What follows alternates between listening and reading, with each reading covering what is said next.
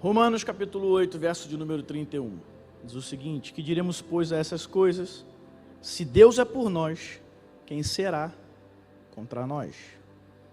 Aquele que nem mesmo o seu próprio Filho poupou, antes o entregou por todos nós, como não nos dará juntamente com Ele todas as coisas? Essa noite eu vou falar sobre quando é que Deus é por nós, causa e efeito. É claro que quando nós fazemos a leitura desse texto, a resposta para nós é muito clara. Se Deus é por nós, ninguém pode ser contra nós. Se Deus é por nós, as barreiras caem. Se Deus é por nós, as vitórias chegam. Se Deus é por nós, os milagres acontecem. Se Deus é por nós, os inimigos são derrotados. Porque quando Deus é por nós, ninguém pode ser contra nós. E o texto continua dizendo que Ele não poupou nem o seu Filho. Se Ele foi capaz de entregar o seu Filho por nós, Ele pode nos dar todas as coisas. É o que o texto está dizendo. Quando nós fazemos essa leitura, quando nós entendemos isso, fica muito fácil de escolher ou de ter essa vontade de que Deus seja por nós. Depois que você entende isso, se qualquer pessoa perguntar para você, você quer que Deus seja por você? É claro que você vai responder sim. Se Deus é por mim, e quando Deus é por mim, tudo isso acontece. Se quando Deus é por mim, eu tenho acesso a todas essas coisas, o efeito disso é tão bom, é claro que eu quero que Deus seja por mim. Agora, não há uma promessa na Bíblia que não exija de nós uma atitude. Todas as promessas, elas têm uma condicional. Tudo aquilo que nós fazemos ou que nós requeremos das promessas de Deus, elas exigem de nós condicionais. Não há uma promessa que você vai achar na Bíblia que não exija de você uma certa atitude. Meu irmão, todas as promessas da Bíblia, quando eu digo todas, eu estou dizendo de todas. Quando a Bíblia promete que uma certa classe de pessoas vai para o inferno, que não é nem uma promessa que alguém queira viver, até essa exige de você uma condicional. A Bíblia diz que quem crê e for batizado será salvo, e quem não crê já está condenado. Para estar condenado tem uma condicional. Então não adianta, se você quer que Deus seja por você, se você quer vivenciar isso, você precisa entender a causa de que, ou a causa de que faz com que isso aconteça. E é isso que eu quero tratar, ou pelo menos no início disso aqui com você. Quando é que Deus é por nós? Deus é por nós, irmão, e de maneira muito clara e muito objetiva, eu vou falar de algumas coisas aqui, mas Deus é por nós quando nós somos por Ele. Existe uma reciprocidade aqui de você querer que Deus seja por você. E você precisa entender que é recíproco. Deus também quer que você seja por Ele. E você é por Deus, irmão, quando a bandeira de Deus ela é a sua bandeira também. Você é por Deus quando a intenção de Deus é a sua também. Você é por Deus quando a vontade de Deus é a sua vontade também. Você é por Deus quando o objetivo de Deus é o seu objetivo também. O que nos leva a perguntar qual é a vontade de Deus? Qual é a intenção de Deus? Qual é a bandeira de Deus? 1 Timóteo capítulo 2, verso de número 4, diz que a vontade de Deus é que todo homem se salve e venha ter o conhecimento da verdade. Foi falado aqui na hora da oferta, textual da Bíblia, João capítulo 3, verso de número 16, que diz que Deus deu o Filho dele para que todo aquele que nele crê não perecesse, mas tivesse vida eterna. A vontade de Deus é que todo homem se salve. A vontade de Deus, a bandeira de Deus é a salvação da humanidade. A partir do momento que essa não é a sua vontade, que essa não é a sua bandeira, que isso não faz parte da sua vida, a bandeira de Deus não é a sua bandeira. A vontade de Deus não é a sua vontade. Para você ser por Deus, a salvação da humanidade, a salvação das pessoas que estão próximas a você, a salvação de pessoas que estão no seu cotidiano, que passam pela sua vida, deve fazer parte da sua vida. E parece algo muito simples, algo muito fácil, algo que todo mundo quer, mas eu vou trazer aqui alguns impedimentos para que isso aconteça. E o primeiro impedimento para que isso aconteça é que quando nós rotulamos as pessoas que devem ir a Deus. Quando você começa a rotular, quando você começa a colocar um estereótipo na pessoa que precisa de Deus, você começa a colocar empecilhos na bandeira de Deus, na vontade de Deus, para aquilo que Deus quer que aconteça na humanidade. Irmão, Você precisa entender que igreja não é clube social, igreja não são os meus amigos, igreja não são os que eu gosto, igreja não é o que eu quero, igreja não são os que eu acho bem legais, ou os que eu acho que precisam, não. Igreja é para todos. Salvação é para todos. Deus é para todos. Mas quando nós rotulamos pessoas, nós vamos de maneira totalmente contrária ao que está escrito em Marcos capítulo 16, verso de número 15, que é a ordenança de Cristo para nós: ide por todo mundo e pregai o evangelho a toda criatura. Mas nós começamos a achar que algumas pessoas precisam de Deus e outras pessoas não precisam de Deus. Algumas pessoas encaixam na igreja, outras pessoas não encaixam na igreja. Algumas pessoas precisam fazer parte daquilo que você está vivendo, outras pessoas não merecem viver aquilo que você está vivendo. E eu começo a me deparar com pessoas que se relacionam com outras pessoas e começam a destacar algumas pessoas e destacar alguns ambientes. Esse nível de gente aqui é para o nível de gente que eu trabalho, esse nível de gente é para o nível de gente que eu estudo, esse nível de gente é para o nível de gente que eu me relaciono quando eu quero fazer alguma coisa, e esse nível de gente aqui é para a igreja. E quando nós fazemos isso, nós estamos rotulando as pessoas que precisam de Deus. O outro empecilho é quando as nossas necessidades e sonhos tomam lugar da vontade de Deus, da bandeira de Deus. Tão ocupado, tão importante, num nível tão superior, que não tem tempo para a vontade de Deus, que é salvar a humanidade. Você tem tempo para o seu estudo, você tem tempo para o seu trabalho, você tem tempo para os seus sonhos, você tem tempo para os seus projetos, mas não tem tempo de falar de Jesus para alguém. Mas não tem tempo de levantar a bandeira de Deus. A Bíblia vai dizer em Mateus capítulo 5, verso de número 13, que nós somos o sal da terra e a luz do mundo. Mas eu acho muito interessante que ela diz que se você perder o sabor, ou seja, se você não cumprir o seu propósito, eu vou falar disso um pouquinho mais na frente, mas você não serve mais para nada, a não ser para ser pisado pelos homens e jogado fora. Eu fico vendo muita gente que está achando que está servindo para alguma coisa, mas para Deus, quando Deus olha para você, você não está servindo para nada. Porque os seus sonhos e projetos tomaram o sonho e o projeto de Deus para a humanidade. Um outro empecilho é quando nós somos presos aos nossos bens materiais. E há um texto de 1 João capítulo 2, verso de número 15, que diz: não ame o mundo, nem no que o mundo há. Porque tudo que há no mundo, a cobiça da carne, a cobiça dos olhos e a ostentação dos bens, não vem do Pai, mas vem do mundo. O mundo e a sua cobiça passarão, mas aquele que faz a vontade de Deus permanecerá para sempre. Quando você é preso aos seus bens materiais, você é incapaz de investir no sonho de Deus, que é salvar a humanidade. Você é tão preso àquilo que você tem, você é tão preso a seus sonhos, você é tão preso aos bens que você conquistou, você é tão preso àquilo que você construiu, que você é incapaz de dispor daquilo que você tem para a pregação do Evangelho, para a construção de igrejas, para a expansão do reino de Deus. E aí nós começamos a inventar tantas desculpas, tantas coisas, nos apoiar em tantos erros, procurar tantas coisas ruins, mas no final é porque nós somos presos a tudo aquilo que nós temos e somos incapazes de pegar aquilo que temos, assim como Pedro, depois de uma noite todinha fracassada, porque tentou pescar a noite toda e não conseguiu nada, mas ainda assim foi capaz de pegar o seu barco, dispor para o mestre para pregar. E nós muitas das vezes não estamos fracassados, estamos no nosso maior sucesso, no melhor tempo da nossa vida, mas somos incapazes de pegar aquilo que nós temos para a pregação do Evangelho. Você precisa entender que até quando Deus abençoa você, o foco maior da bênção é o reino de Deus.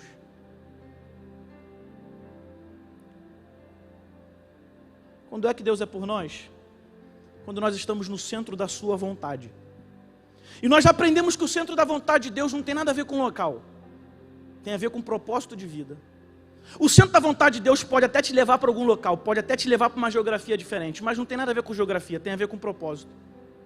O centro da vontade de Deus é você cumprir o propósito que você tem aqui na terra. E aí quando você cumpre o propósito que Deus tem para você na terra, Deus é por você. Fora disso, você está por sua conta.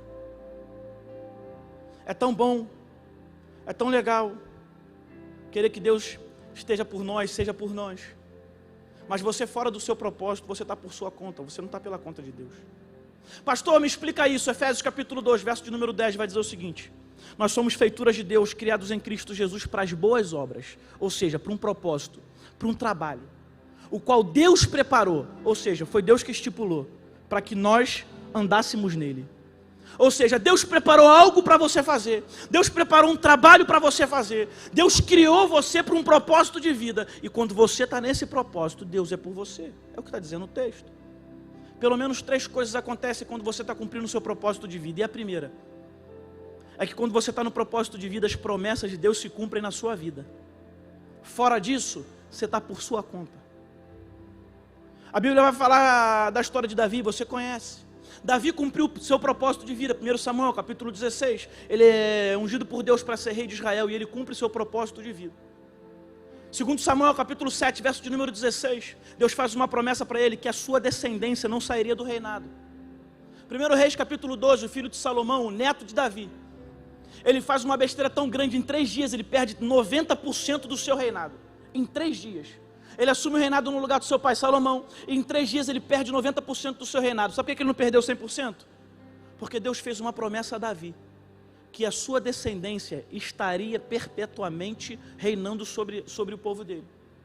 Se não fosse a promessa de Deus na vida de Davi, o filho de Salomão tinha perdido tudo que tinha, mas porque Davi andou no seu propósito, Davi viu a promessa de Deus se cumprir na sua vida. Você vê Abraão, em Gênesis capítulo 12, Deus coloca para ele o seu propósito de vida, aquilo que ele deveria fazer, e Abraão anda no propósito de vida. Deus faz promessa a ele, e a Bíblia vai dizer em Gênesis capítulo 21, que Isaac nasce, cumprimento da promessa. Porque andou no seu propósito de vida, Deus era por ele, e a promessa acontece, a promessa se realiza. O que você está querendo dizer com isso, pastor? Que tem muito crente atrás de promessas, não está entendendo que para que Deus seja por você, e as promessas se cumpram na sua vida, você precisa andar no propósito que Ele tem para você. Eu não sei qual o propósito que Deus tem para a sua vida, mas Deus me mandou aqui para te dizer, que as promessas que Ele tem para você, para a sua casa, para a sua família, para a sua história, estão totalmente entrelaçadas ao propósito dele para você. Eu não sei qual é o propósito, pode ser pequeno aos olhos dos homens, mas se você cumprir, Deus pode transformar em grande, porque todas as promessas de Deus vão se cumprir para você, na tua vida e por onde você passar. Isso é a primeira coisa que acontece, cumprimento de propósito. Agora eu acho muito interessante que não é só cumprimento de propósito. Quando nós estamos no propósito da nossa vida, cumprimento de promessa. Quando nós estamos no propósito de Deus na nossa vida, a manifestação do poder de Deus em nosso favor acontece. Você vai ver Moisés cumprindo o seu propósito de vida, guiando o povo pelo deserto, fazendo aquilo que Deus queria que ele fizesse, aquilo que Deus estipulou para ele. E você vai ver Deus manifestar o poder dele em favor de Moisés. Você vai ver em Êxodo capítulo 7, o começo das pragas no Egito. Você vai ver em Êxodo capítulo 14, o mar se abrindo. Em Êxodo capítulo 15, as águas amargas que se tornam doce. Você vai ver maná em Êxodo capítulo 16, carne no deserto. Você vai ver manifestação do poder de Deus para guiar aquele povo durante o deserto. Você vai ver roupa que não rasgava. Você vai ver sandália que não puía. Você vai ver coluna de nuvem de dia, coluna de fogo de noite. Por que você vê manifestação do poder de Deus por onde Moisés passava? Você vai ver a manifestação do poder de Deus por onde Moisés passava, porque Moisés estava no seu propósito de vida. Você vai ver Elias em 1 Reis, capítulo 17, dizendo que não iria chover sobre a terra, e Deus trava a chuva sobre a terra. Você vai ver Elias trazendo desafio para os profetas de Baal. Você conhece a história, os dois levantam o altar, os profetas de Baal e Elias também. Eles fazem de tudo para que Baal respondesse aquele altar, e nada acontece, apenas uma oração do profeta Elias. E o altar, mesmo totalmente embebedado de água, é lambido de fogo. Agora ele fala que vai voltar a chover, a chuva volta. Tanta manifestação do poder de Deus em favor de Elias, porque Elias estava cumprindo o propósito.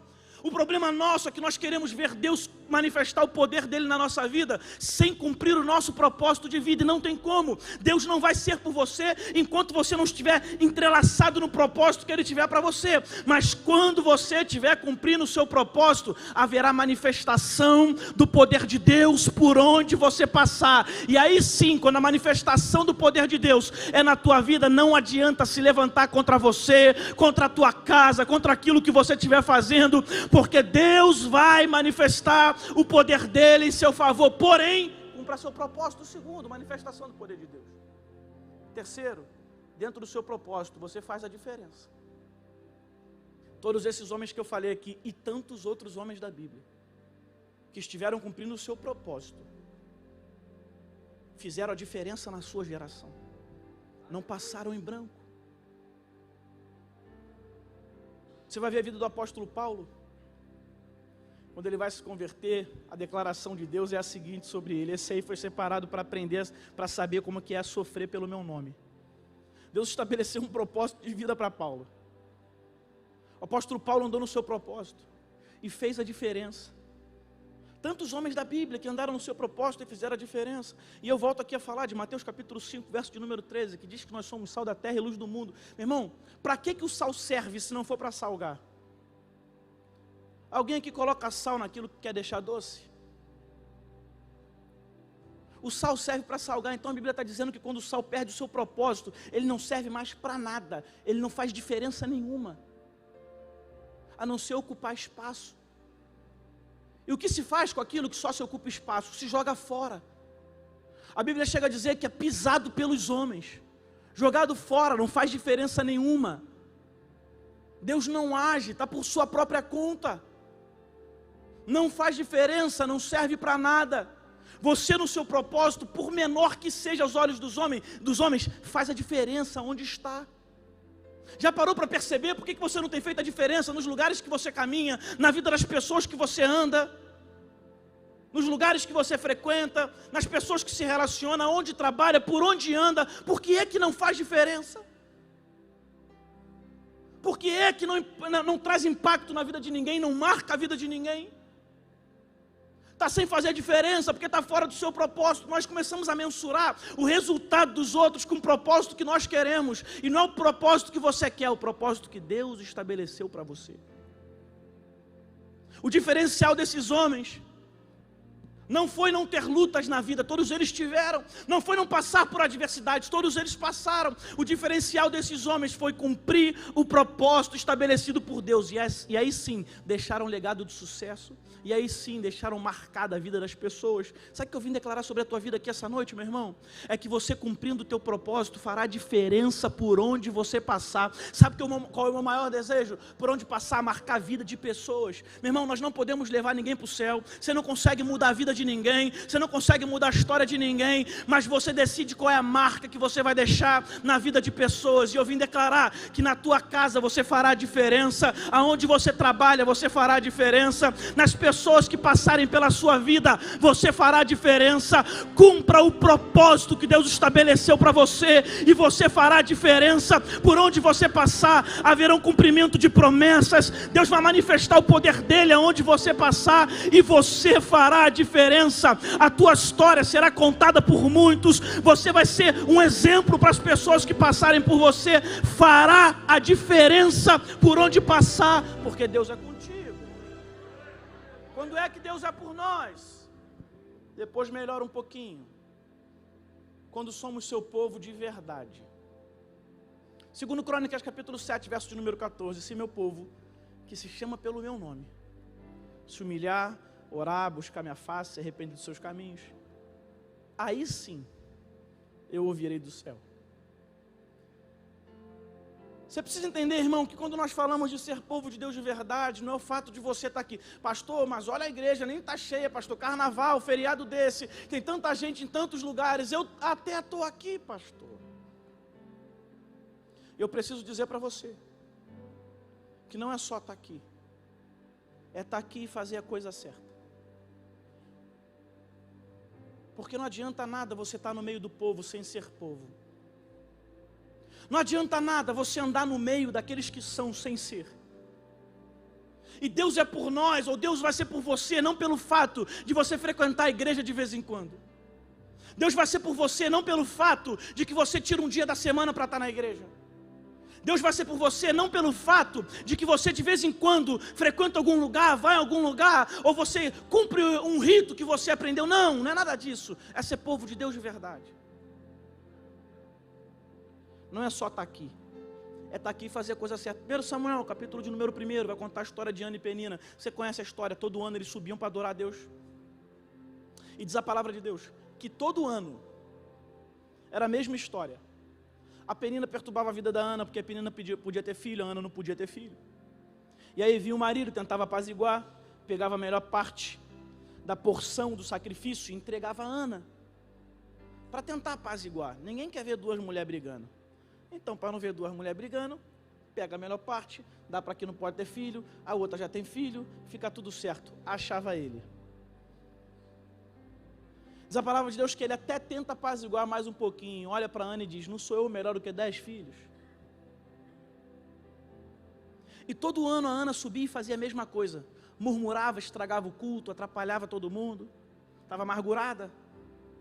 E sabe a diferença que fazia na vida da Ana? Todo ano subir para adorar a Deus no templo? Nada. Sabe qual era a diferença que trazia para a família da Ana? Todo ano ela subir, ter a melhor parte do sacrifício, estar naquele momento, estar naquele rito? Nada. Porque ela estava lá, mas não fazia a coisa certa. Até que um dia, ela resolve entrar para o templo. Começa a orar de maneira diferente. Ela faz um voto a Deus. E aí sim, a palavra de Deus diz que o sacerdote entra, faz para ela uma promessa. E aí sim, a vida dela muda de verdade. Porque durante toda a sua vida, ela frequentava, estava, mas não pertencia. Não fazia o certo. Me provando que não adianta estar presente, não adianta estar, tem que estar e fazer a coisa certa. Deixa eu fazer uma pergunta para você: o que é que tem mudado você estar aqui? O que é que tem mudado na sua vida e nas suas atitudes? Você pertencer a algum lugar, você está em um lugar, está no meio de pessoas. Eu preciso te dizer, sabe o que, irmão? Que tinha gente no meio do povo de Israel no deserto, que estava querendo servir a bezerro de ouro. Mas estava lá, estava no meio do povo. Tinha gente no meio do povo de Israel querendo voltar para o Egito, mas estava lá, estava no meio do povo. Tinha gente no meio do povo de Israel querendo matar o Moisés, irmão, mas estava lá, estava no meio do povo. Tinha gente no meio do povo querendo rebelar contra o Moisés. Sabe o que aconteceu com eles? Morreram no deserto. Não adiantou nada estar lá. Não é estar no meio, é ser povo. Apóstolo Paulo, escrevendo a carta para a igreja que estava em Roma, no capítulo 6, verso de número 16, ele não está escrevendo para quem não é igreja, irmão. Quando você lê as cartas, você precisa entender que ele está escrevendo para a igreja daquele local. Ele não está escrevendo para um povo que não tem Deus, que não conhece Jesus, não é nada disso não, é para a igreja. É para uma igreja que se reunia naquele lugar. Então ele se comunicava com cartas. E ele está dizendo no capítulo 6, verso de número 19: eu falo como homem devido aos nossos desejos carnais. Ele começa a falar. Porque assim como vocês apresentavam os membros de vocês para a injustiça e a maldade pela maldade, apresentem agora os vossos membros para a justiça pela santificação. Porque eram escravos da mentira, estavam presos a todas elas. Mas quais frutos vocês tinham das coisas que vocês se envergonham agora? Porque o fim de todas essas coisas, eu estou sintetizando, o fim de todas essas coisas é a morte. Ele está falando com a igreja que não adianta ter as mesmas práticas que tinha antigamente, que tem que mudar, porque se não mudar não adianta nada. O verso 23 desse texto diz que o salário do pecado é a morte, mas o dom gratuito de Deus é a vida eterna. Não adianta estar no meio de um povo, achar que porque está no meio do povo vai ter o mesmo resultado das outras pessoas que estão aqui dentro fazendo aquilo que é certo. Isso seria injusto. Isso seria cruel. Eu fico vendo gente, irmão, que quer mais usar Deus e a igreja do que ser usado no reino de Deus para fazer a diferença.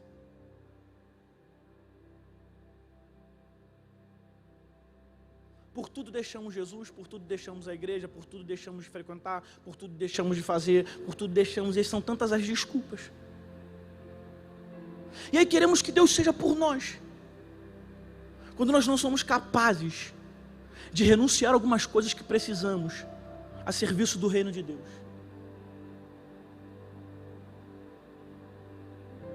Gálatas 2:20 tem um texto do Paulo que eu gosto muito. agora já não sou eu que vivo, mas Cristo vive em mim.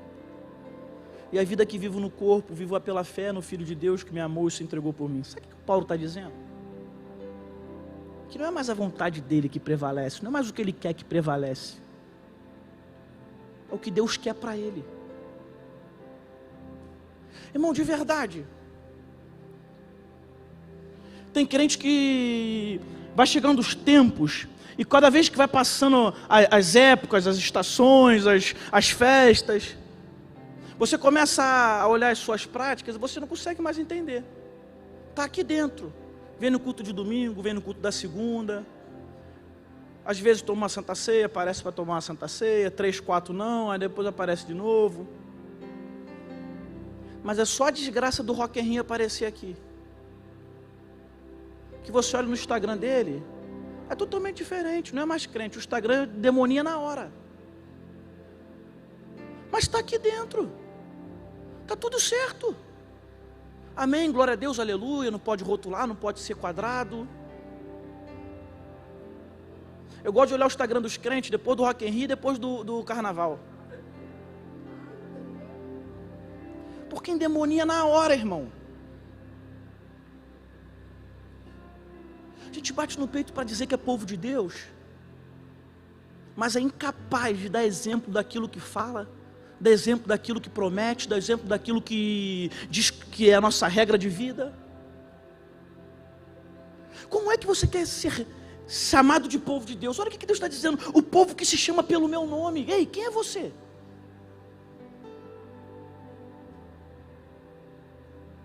Quais são suas práticas? A que reino você serve? Por quem você vive?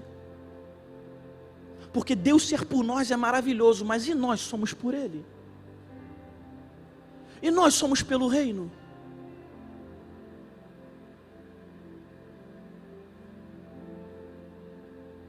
Sabe quando é que Deus é por nós?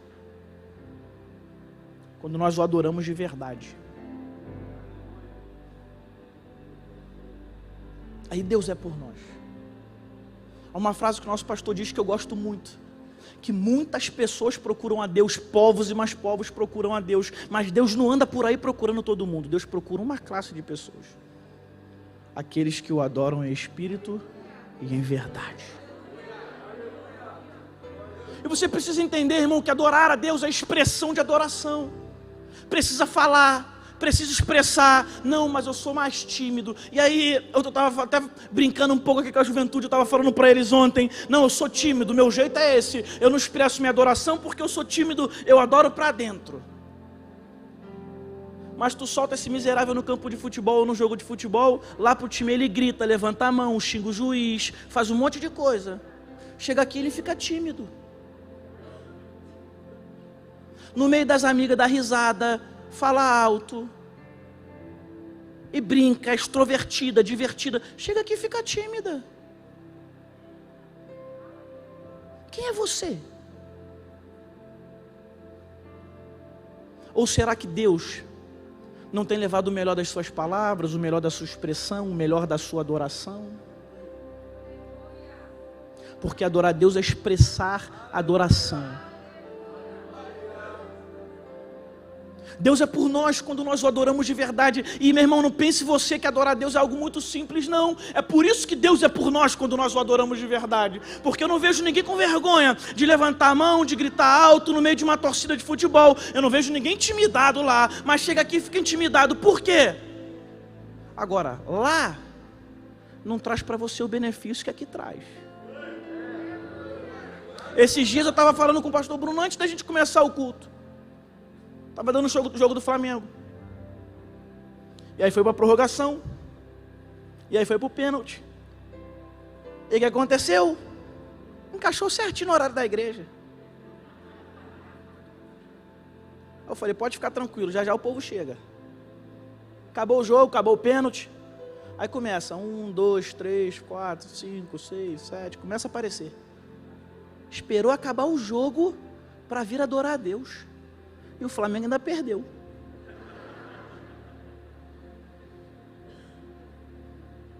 Tem problema nenhum, meu irmão. Eu também tenho time, também gosto de ver jogo, gosto de ver futebol, gosto de torcer. Não tem problema nenhum. O que não pode é a divisão. O que não pode é tomar o espaço daquilo que tem que ser adorado.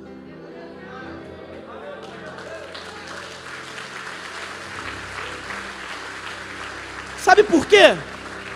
Porque na hora que teu calo aperta, você não vai lá pro ninho do urubu, ajoelhar lá na frente do ninho do urubu para pedir nada. Aí os vascaínos estão assim, viu? É isso mesmo, pastor. Vai lá, meu irmão, o Vasco não ajuda nem a ele, vai ajudar você. Vai lá na barreira do Vasco, a bala comendo. As irmãs estão gostando porque os maridos estão saindo mais tarde de casa. Mas e você também, minha irmã? Começa a se arrumar, faltando 5 minutos para sair para ir para a igreja. Para quê? Para atrasar. Para chegar tarde. Qual é a sua prioridade? Nem vou falar mais de novela, que hoje ninguém nem mais vê novela, irmão. Que antigamente a aplicação era para novela. As mais antigas que estão aqui sabem o que eu estou falando. Final da novela chegava atrasada na igreja. Nem vou falar do Big Brother, irmão, porque quem se sujeita a ver Big Brother, pelo amor de Deus, irmão. Se tu deixar de vir na igreja para ver Big Brother, tu tá precisando se converter, não é nem melhorar alguma coisa. Mas estou falando de coisas que estão tirando o foco de nós estarmos na casa do Senhor. Se o culto demorar um pouquinho para acabar, você está assim.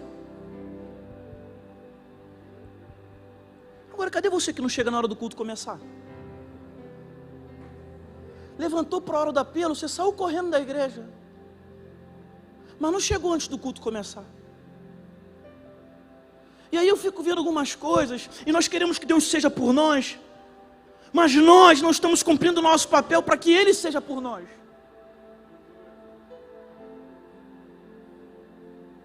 Adorar a Deus é em qualquer circunstância, não é só dentro do culto. Adorar a Deus é Atos capítulo 16, verso de número 25, Paulo e Silas na prisão. Não estavam no ar-condicionado, não estavam sentados numa cadeira como essa, não estavam no culto como esse. Mas ainda assim o foco era a adoração. Adorar a Deus é Mateus capítulo 8, o leproso, que mesmo sendo rejeitado pela sociedade, mesmo não tendo nenhum motivo de estar feliz, quando ele vê Jesus, se lança a seus pés e começa a adorá-lo. Adorar a Deus. Ah, pastor, mas está falando de pessoas que precisavam muito. João capítulo 12, a mulher que vai ungir os pés do Senhor com perfume caríssimo. Essa tinha condição. Adorar a Deus não é por causa da circunstância da nossa vida, é porque o leproso está doente, mas calma aí, a mulher que ungiu os pés do Senhor com um perfume caríssimo não estava doente. Ah, o Paulo e Silas também não estavam doentes, então não é condição, não é porque eu estou preso, não é porque eu estou leproso, não é porque eu tenho dinheiro, não é porque tem alguém doente lá em casa, não, adorar a Deus não tem nada a ver com isso, até porque nós adoramos a Deus pelo que Ele é e não pelo que Ele faz. O louvor é uma expressão da adoração, louvamos sim pelo que Ele faz, mas adoramos pelo que Ele é e não tem nada a ver com aquilo que Ele fez, porque se Ele fizer, eu louvo e continuo adorando, é a expressão da minha adoração, mas a partir do momento que Ele não fez também, continuo reconhecendo quem Ele é, e é por isso que Deus procura os verdadeiros adoradores, que o adoram em espírito e em verdade, que entendem quem Ele é, e porque Ele é, eu o adoro. Quando é que Deus é por nós? Quando nós o adoramos.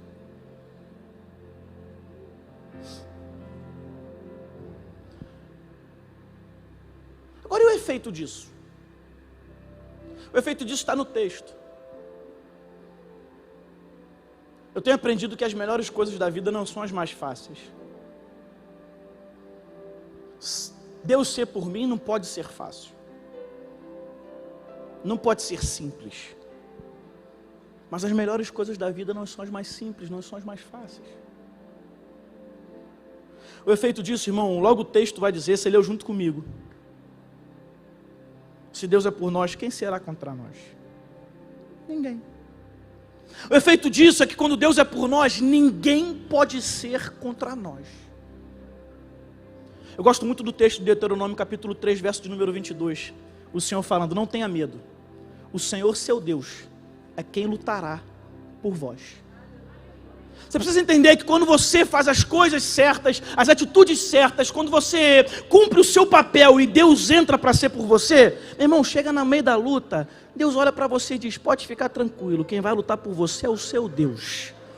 Porque às vezes a gente fica mensurando o tamanho de inimigo, o tamanho de dificuldade, o tamanho de problema, e nós começamos a olhar para a nossa força, olhar para a nossa habilidade, olhar para aquilo que nós temos, aquilo que nós somos, os recursos que temos, mas esquecemos que maior do que os adversários da nossa vida, maior do que os problemas que aparecem, maior do que aquilo que se levanta contra nós e contra a nossa família, está lá o nosso Deus, que tem poder sobre tudo, que tem domínio sobre todos, e quando Ele entra para lutar sobre nós ou por nós, ninguém pode nos deter, ninguém pode nos vencer. Pastor, mas eu estou sozinho, não tem problema nenhum, você com Deus continua vencendo, continua estando em vantagem. Pastor, são todos contra mim, coitado deles, aonde você chegar, escorado no Deus que você serve, porque quando Deus entra para ser por você, ninguém pode deter você. Quando Deus é por mim, causa e efeito, verso de número 32, está lá no texto. Aquele que nem mesmo o seu próprio filho poupou, antes o entregou por todos nós, como não nos dará juntamente com ele a todas as coisas. Quando Deus é por você, não há limites para a bênção. Favor divino, olha o que ele está dizendo. Aquele que não poupou o seu próprio filho, como é que ele não vai dar as outras coisas? Ele está aqui diminuindo as outras coisas que você está tanto querendo. Ele está dizendo: se eu dei o filho, como é que eu não vou dar o resto? Se eu dei o filho, como é que eu não vou entregar as outras coisas? Não há limite para a bênção. Nós é que limitamos. Nós é que começamos a taxar o que Deus faz e o que Deus não faz. Nós é que começamos a achar que Deus pode fazer algo, não pode fazer outro. Não, aqui Deus faz, aqui Deus não faz. Ah, Deus até entra nisso. Quem te falou isso? Olha o que o texto está dizendo, é a Bíblia. Aquele que o seu próprio filho não poupou, como não nos dará juntamente com ele a todas as coisas? Deixa eu dizer para você aqui, eu não sei qual é a tua necessidade, eu não sei qual é a adversidade que tem se levantado, eu não sei qual é o problema que você tem enfrentado, mas se Deus for por você, não há nada que Deus não possa fazer na sua vida. Nosso Deus é um Deus de plenitude, e plenitude são todas as coisas. Quando a Bíblia diz que Ele veio para que nós tivéssemos vida e a tivéssemos em abundância, a Bíblia está falando de vida plena, todas as áreas. Deus pode atingir a todas as áreas da sua vida. Tem gente aqui precisando que Deus abençoe finanças, Deus pode abençoar. Mas tem gente aqui precisando que Deus abençoe sentimentos, Deus também pode abençoar. Tem gente aqui precisando que Deus entre na família, que Deus entre na saúde, que Deus entre nos relacionamentos. Eu não sei qual é a área de maior necessidade da tua vida, mas se Deus entrar nela, a escassez acaba, a necessidade encerra, o problema termina, porque Deus é Deus de plenitude, e se Deus for por você, não há nada que Ele não possa fazer. Se Deus é por nós, é feito. Verso de número 33 e 34, estou quase encerrando. 33, quem tentará alguma acusação contra os escolhidos de Deus? Foi Deus que o justificou, quem os condenará? Foi Cristo Jesus quem morreu, e mais, ressuscitou, está à direita de Deus e intercede por nós. Deus sendo por nós, Deus nos justifica através do seu Filho. Eu falei disso aqui um pouco na Santa Ceia, Colossenses capítulo 1, verso de número 22. Mas agora Ele reconciliou com o corpo físico de Cristo mediante a sua morte, para apresentá-los santos, inculpáveis e livres de qualquer acusação. Quando Deus é por você, você é justificado, não há nada que pode acusar você. Olha o que o texto está dizendo. Quem tentará alguma acusação contra os escolhidos de Deus? Foi Deus que os justificou. Quem os condenará? Olha o que o texto está dizendo. Quando Deus é por você, não há nada que você tenha feito no passado, não há nada que você tenha cometido, nada que não possa ser alcançado pelo perdão de Deus. Não há nada que faça com que você seja separado desse amor. Você está justificado em Cristo. É por isso que é difícil, é por isso que é complicado. Porque as melhores coisas da vida não são as mais fáceis. É extraordinário que Deus seja por nós. Mas não é simples, Deus justifica você. Não há condenação para aqueles que estão em Cristo Jesus. Romanos capítulo 8, verso de número 1. Não há condenação para você, porque você está em Cristo Jesus. Não é simples, não é fácil, mas é proveitoso. Verso de número 37. Quando Deus é por nós, diz o texto, 8:37 de Romanos, que nós somos mais que vencedores. Quando Deus é por nós, irmão, você precisa entender que você não entra numa batalha para ver quem vai vencer. Você entra já garantido de vitória. Porque você é mais do que vencedor. Alguém que é vencedor pode até perder, mas mais que vencedor, não. Fica complicado um negócio desse. Você não entra para ver o que vai dar, irmão. Você já entra com certeza de vitória. Não escorado em você, mas escorado em Deus, é o texto que está dizendo. Quando Deus é por você, verso de número 38 e 39. Porque eu estou certo de que nem a morte, nem a vida, nem anjos, nem principados, nem potestades, nem o presente, nem o porvir, nem altura, nem profundidade, nem alguma coisa na criação poderá nos separar do amor de Deus, que está em Cristo Jesus, o nosso Senhor. Eu vou meter um pouquinho aqui para encerrar o efeito de Deus ser por nós. Quando Deus é por nós, nada nos separa do nosso amor. E se nós somos amados por Ele, vivemos do benefício desse amor.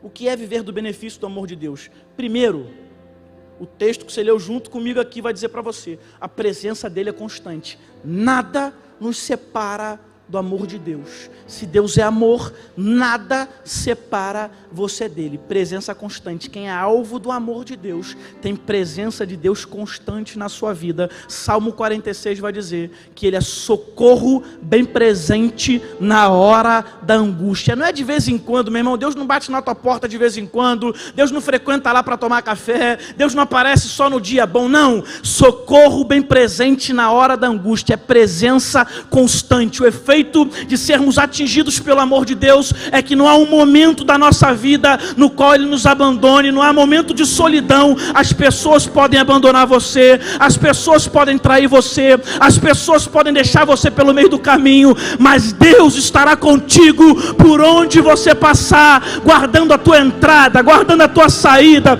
estando contigo nos lugares que você frequenta. Aonde você entrar, vai dar certo, vai ter prosperidade, vai ter bênção, porque lá Deus estará com você. Aonde você entrar, pode ser que os problemas apareçam, as adversidades se levantem, mas você será mais que vencedor, porque aonde você estiver, lá Deus estará com você. Presença constante. Quando Deus nos ama, Romanos capítulo 5, quando nós somos alvo do amor de Deus, Romanos capítulo 5, verso de número 8, mas Deus prova o seu amor para conosco, em que Cristo morreu por nós, sendo nós ainda pecadores. Fazer o bem a quem merece é uma coisa.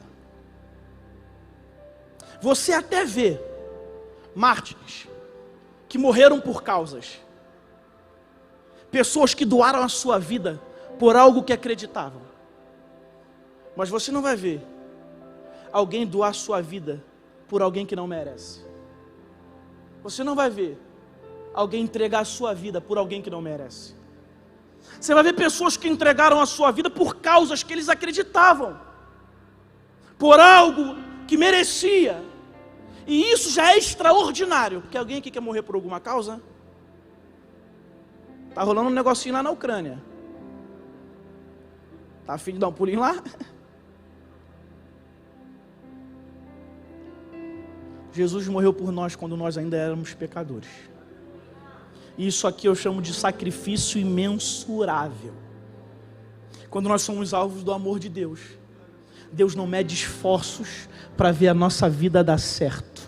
Deus move os céus e a terra para que você esteja bem, para que você seja salvo, para que a tua família dê certo, para que as coisas melhorem para você. Sacrifício imensurável. Deus move o céu e Deus move a terra em seu favor, porque Ele ama você. Não é porque você merece, é porque Deus ama você. Eu vim dizer sobre você, sobre aquilo que você está passando na tua vida, sobre os problemas que têm se apresentado a você. Há um Deus no céu que domina sobre tudo, que domina sobre todos, todos, que pode todas as coisas e não mede esforços para que veja você dando certo, para que a tua vida vá bem, para que as coisas melhorem para você, para que você tenha uma vida plena, saudável e próspera.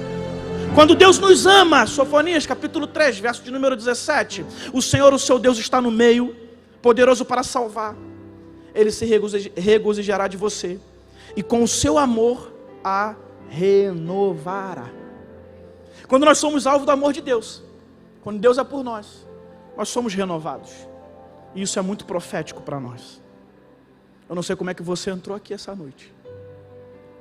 Eu não sei como é que estão as suas forças, eu não sei como é que está a tua esperança, eu não sei como é que está a tua vida, mas eu vim dizer para você que você é alvo do amor de Deus, e essa noite você sai daqui renovado, para viver aquilo que você precisa viver. Ei, receba de Deus essa noite renovo, receba de Deus essa noite renovo, para concluir aquilo que você precisa concluir, para continuar a tua vida, continuar trilhando a tua história, continuar batalhando aquilo que você precisa batalhar. Pastor, lá em casa tem muita coisa para fazer, pastor, são muitas pessoas para Deus salvar, são muitas coisas que têm se levantado. Ei, você não vai parar a tua caminhada. Com o amor de Deus, você vai ser renovado para continuar trilhando a tua história, até que conclua aquilo que Deus estipulou para você fazer. Pode receber renovo de Deus aqui essa noite, para fazer aquilo que você precisa fazer. Você não vai parar, você não vai desistir, você não vai entregar os pontos, porque Deus vai te renovar.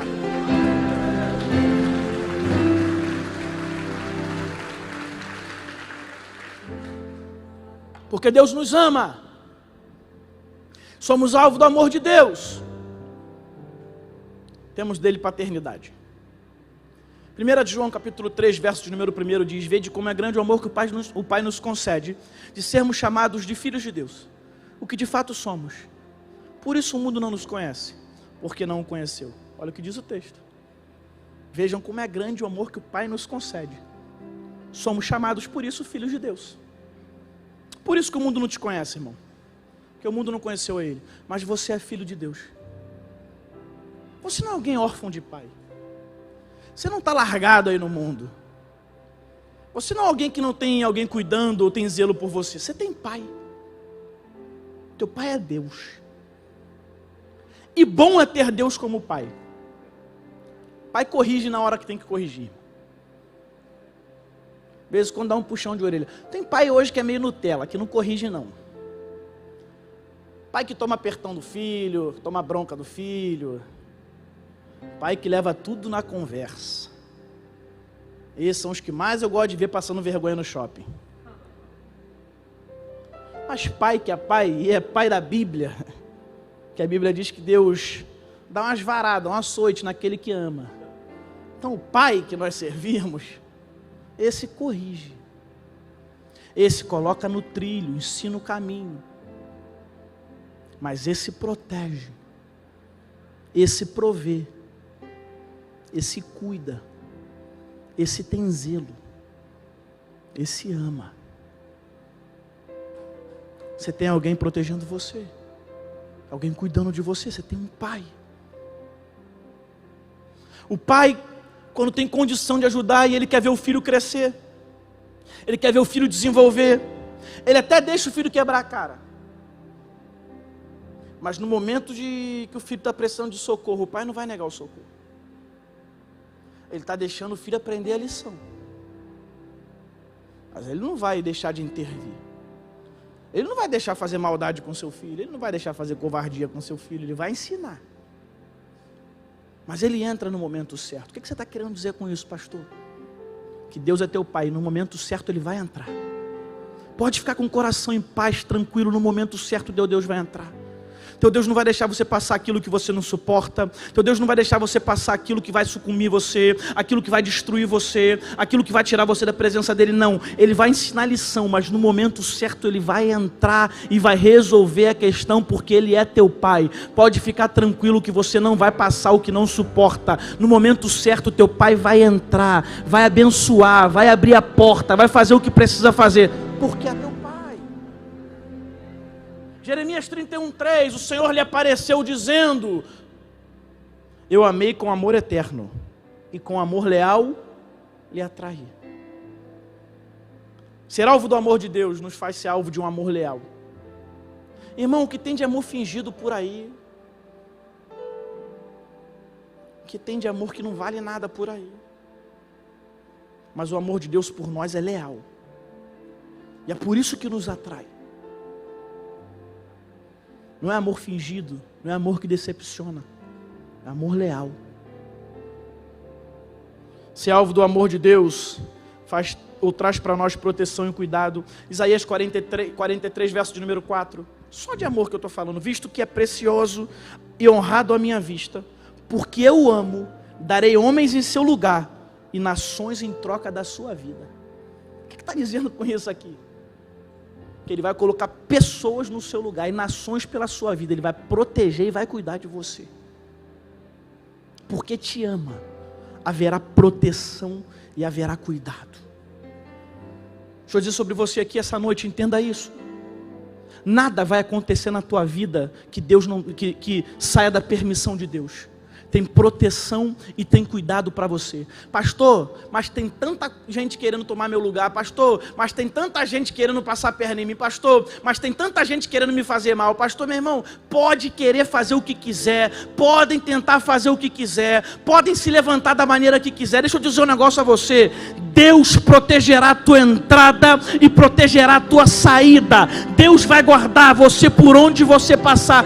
Pode trabalhar tranquilo, pode ficar de cabeça em pé, porque o Deus que você serve é o guarda de Israel, que não tosqueneja, que não dorme e que te guarda por todos os seus caminhos. Haverá proteção para a tua vida, haverá proteção para a tua casa. Pastor, estou servindo a Deus sozinho, tem um monte de gente na casa afastada. Ei, Deus está protegendo você aqui e protegendo os teus lá fora. Ninguém toca naqueles que são de Deus. Deus vai proteger a tua casa até salvar todo mundo, e eu declaro isso em nome de Jesus. Deus protegerá os teus por onde eles estiverem, porque me amou, vai colocar homens em meu lugar. Eu não vou passar o que Deus não quiser, e colocará nações pela minha vida. Sabe o que Deus está dizendo? Que a tua vida é muito preciosa para Ele. Pode ter certeza, Deus te protege, Deus tem zelo e Deus cuida de você, porque você é valioso para Ele.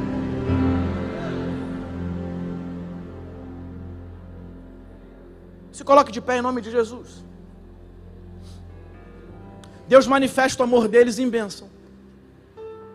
2 Coríntios, capítulo 9, verso de número 7. A gente não gosta porque quando fala desse versículo, a gente pensa que alguém vai tirar alguma coisa de nós e nem está entendendo o que está escrito. Olha o que diz o texto, irmão. Cada um contribua segundo propôs no seu coração, não com tristeza nem por necessidade, porque Deus ama ao que dá com alegria. A Bíblia aqui está falando da manifestação do amor de Deus nessa área. Porque Deus ama todo mundo, irmão. Deus ama quem dá com alegria, Deus ama quem dá com tristeza, Deus ama quem dá com necessidade, mas a Bíblia está falando da manifestação do amor de Deus. O mesmo entendimento que temos de João 3,16, que Deus amou o mundo de tal maneira, mas nem por isso vai salvar todo mundo. Deu o Filho dele para que todo aquele que nele crê não pereça, mas tenha vida eterna. A manifestação do amor de Deus para a salvação é apenas para quem crê no Filho. Não é para todo mundo, porque Ele amou todo mundo. Aqui, a manifestação do amor dele é para quem dá com alegria. E quando Deus ama aqueles que fazem, Deus abençoa. É a continuação do texto. Multiplica a sementeira, faz superabundar toda a graça. Deus abençoa com bênçãos materiais aqueles que amam. Mas o mais interessante de ser alvo do amor de Deus continua sendo o textório da Bíblia, que foi falado aqui na hora da oferta e diversas vezes durante toda essa mensagem. Deus amou o mundo de tal maneira que entregou o seu Filho por nós. E o alvo disso é que todo aquele que nele crê não vai perecer, mas vai ter vida eterna. Ser alvo do amor de Cristo nos dá direito a morar no céu. Não porque merecemos, mas porque Ele nos ama. Não porque você é bonzinho, bonzinha, boazinha? Porque Ele te ama. Porque Ele te amou, Ele fez um sacrifício para que você vá morar com Ele. Eu fico vendo tantas pessoas que não são capazes de fazer um sacrifício para estar no lugar que Deus fez um sacrifício tremendo para que você estivesse lá. Eu fico vendo pessoas que não conseguem se sacrificar para estar no lugar que o maior sacrifício já foi feito para que você estivesse. Muitas das vezes a sua parte, ou em todas as vezes a sua parte, começa se entregando para Jesus, sendo discípulo dele, fazendo aquilo que ele determina.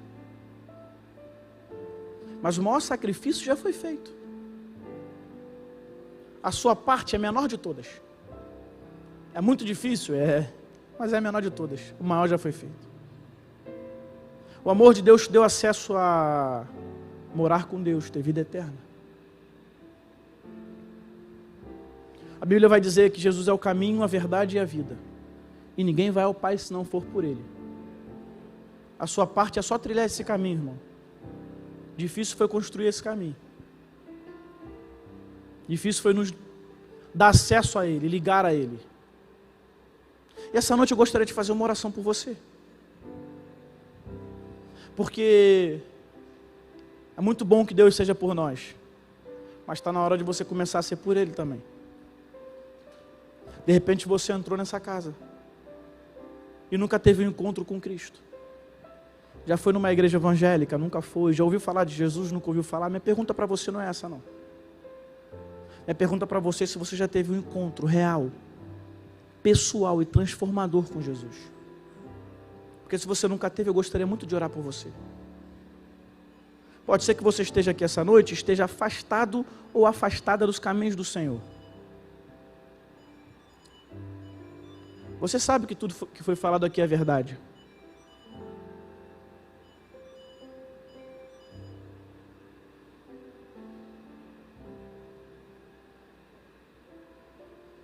E você precisa voltar. Foi Deus quem te trouxe aqui. E trouxe você aqui para mudar a história da sua vida. A sua atitude é apenas sair da onde você estiver e vir até aqui à frente para que eu possa orar por você. Como eu disse a você, o maior sacrifício já foi feito. Seu papel é se entregar para Jesus. Se você nunca teve um encontro com Cristo, ou se você está afastado ou afastada dos caminhos do Senhor, eu gostaria de orar por você nesse momento. É simples. Saia da onde você estiver, venha até aqui à frente para que eu possa orar por você. Se você trouxe alguém, seja a boca de Deus para essa pessoa, convide ela, venha com ela aqui na frente. Pastor, eu vim sozinho na igreja, ninguém me convidou. Quem trouxe você aqui foi Deus. É Deus que quer salvar você. É Deus que quer mudar a história da sua vida. E por isso Ele trouxe você aqui. Seu papel é sair da onde você estiver e vir até aqui à frente para que eu possa orar por você. Simples assim. É decisão muito pessoal. É você que precisa fazer. Eu vou dar um minutinho para você sair da onde você estiver e vir até aqui à frente para que eu possa orar por você.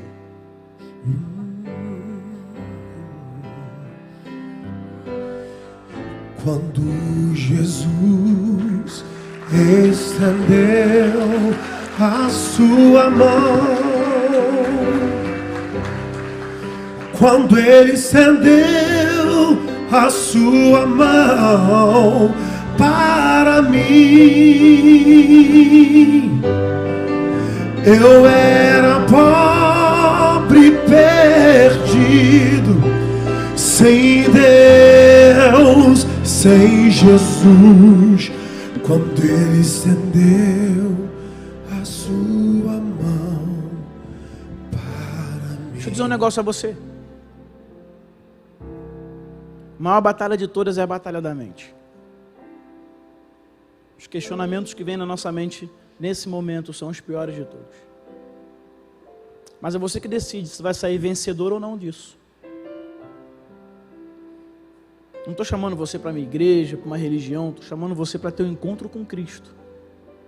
Porque de verdade, irmão, eu não menosprezo nada que nos mantém na presença de Deus. Igreja não salva ninguém, mas é bom demais. Pastor não salva ninguém, mas ajuda muito. Amigos não salvam ninguém, mas são bem legais. Só quem pode salvar a tua vida é Jesus. Só quem pode mudar a história da tua vida é Cristo. Então não estou apresentando você nada que não seja isso. Jesus é o caminho, a verdade e a vida. Também não estou apontando o dedo a você, dizendo se você faz algo certo, algo errado, o que você deixou de fazer. Não, de verdade. Estou dizendo para você que é um caminho muito excelente para você trilhar. Já tem gente aqui na frente, mas eu acredito que ainda falta você. É muito pessoal. Mas a voz que você está escutando aí não é minha, é do Espírito Santo. É Ele que quer mudar você. É Ele que quer transformar a sua vida. Quem sabe a salvação da tua casa não está dependendo de você vencer esse coração duro que você tem em vir aqui na frente. Não negocie com a voz do Espírito Santo, porque haverá o dia que essa voz ficará cauterizada no seu coração. Hoje é o dia que Ele está chamando você. Minha voz, ela penetra no seu ouvido. A de Deus é que entra no teu coração. Você é importante para Jesus. E num dia como esse, em que muita gente está por aí desgraçando a vida, você está aqui dentro, na presença de Deus, num ambiente profético, e Deus quer mudar a sua história. Se você quer ter um encontro com Cristo, se você quer voltar para Jesus, ainda há um lugar na salvação para você. Porém, se aquilo que te prende aí é maior do que a tua necessidade por Cristo, pode ficar aí. O que não pode é ficar arrependido depois. Porque o fato de você ficar aí está dizendo para Deus que você não precisa dele, que você vai seguir sua vida sozinho. Ou sozinha. Mas Deus quer salvar você. E você é tão importante para Jesus que antes de encerrar esse culto, eu ainda vou deixar o meu amigo cantar mais uma vez esse refrão. E dizer para você que não tem nada que te prenda aí. Você está num ambiente profético. Deixa Deus fazer aquilo que precisa ser feito na sua vida. Faz só a sua parte é sair de onde você estiver. Vencer esses questionamentos e vir até aqui à frente. Deus quer salvar você. Deus quer transformar a sua vida. Sai do seu lugar, vem até aqui na frente, eu quero orar por você, em nome de Jesus. Quando Jesus estendeu a sua mão, quando Ele estendeu a sua mão para mim, eu era pobre, perdido, sem Deus, sem Jesus. Quando Ele estendeu a sua mão. Vou orar por você, tá bom? Estenda suas mãos para cá, Senhor, em nome de Jesus. Nós abençoamos a vida dessa irmã e pedimos que o Senhor escreva o nome dela no livro da vida. Perdoa os pecados, sara as feridas. Que a salvação não fique restrita a elas, mas invada todo o lar. Por onde ela passar, será reconhecida como uma mulher que o Senhor decidiu abençoar. Glorifica o teu nome em tudo e escreva uma nova história para ela. Em nome de Jesus eu a abençoo. Amém e amém. Dê um aplauso ao Senhor.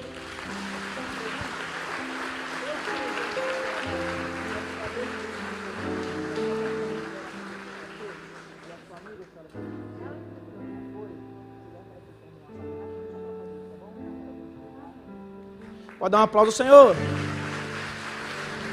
Aplaude com vontade, irmão.